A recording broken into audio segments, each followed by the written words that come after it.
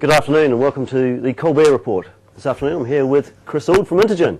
The Colbert Report. I hope you're going to have some pithy one-liners for us then. We're bound to. Welcome to the show, Chris. Thanks. Do you want to describe your role for the audience? So my role at Intergen, I'm one of the 4 executive directors. I'm one of the major shareholders. We're a 100% staff-owned, Kiwi-owned company. Cool. And my focus is around some of the technical stuff, but I also look after our Microsoft relationship from Microsoft as a customer point of view. So Microsoft are a pretty major customer of ours, Wow. mainly out of the US. Okay. Can you tell us a bit more about that? So we do a lot of work with Microsoft, helping them build out content and collateral around some of their new technologies. So, for example, we've built out training content for SharePoint 2007, SharePoint 2010, the Microsoft Dynamics suite. We run their Microsoft OpenXML developer portal. Wow. So we do quite a lot of work with them across a pretty broad range of product groups: Windows, Azure. Sure.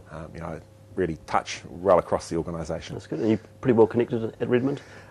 So I'm up in Redmond once every sort of 4 to 6 weeks. Wow. So again, know a bunch of the product group folks up there. Yep. I work quite a lot of EP up there as well. So we're pretty tightly plugged in. That's a few air miles? I did half a million kilometres last year. Only half a million, okay. Which is the equivalent of about 20 trips around the world. Wow. So New Zealand must love you.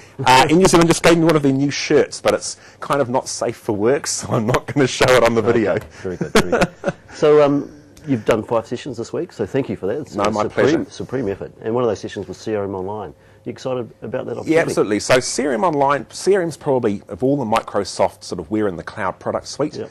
the one that's really said, right, we're going online aggressively. So CRM Online is going to be online before it's on premise. That's correct, yes. They're going to ship online November this year. Yep. And the exciting thing for me is it really gives us an opportunity now with CRM Online plus BPOS, plus Windows Azure to have your entire business run out of the cloud. Wow. Can you give us an example of that? Well, so a good example, as well as sort of waving the flag for CRM as sort of a Microsoft cheerleader, I kind of eat my own dog food, and I own a chunk of a company called MedRecruit. Okay. MedRecruit is a medical recruitment company.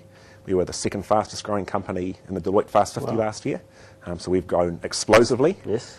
And we use Microsoft Dynamics CRM4 as our sort of application platform. Okay. And we're really looking forward to be able to pick that up, move that to CRM Online, pick up our primary web portal, move that to Windows Azure, and pick up our email off our on-premise Exchange server and move that into the cloud. Cool. What does that mean to you as a business owner?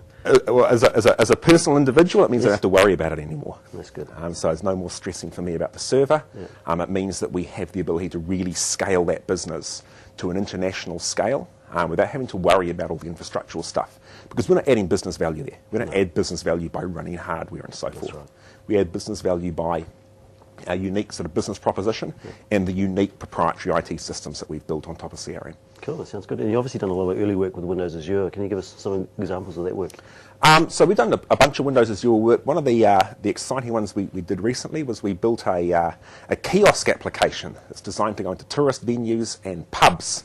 So pubs around Queenstown and so forth. And you rock up to this kiosk, it's got a digital camera in it and a webcam, and you can sit down and record yourself in the kiosk. Okay. And then we push all of that content up to Windows Azure, so we push it into Windows Azure storage, and then you have a portal site you can go and visit to have a look at your content that's hosted in Windows Azure. But we also allow it to push out to Facebook and things. Oh, cool. So it gave us a really elegant, sort of super scalable, again, globally scalable platform to deploy this application out to, even though a lot of the application is it's a WPF front end and a physical kiosk in these locations. That sounds good. And as a partner, the cloud, what does it mean to Intergen in terms of the business opportunities for your company? Well, I mean, I think there are some no-brainers with the cloud, right? Something like Microsoft BPOS, absolute no-brainer. Right? There's no reason to really run your own mail service these days. There's no no sort of real value add in doing that. It's a commodity service. Get a big company with big reliable data centers to run it for you.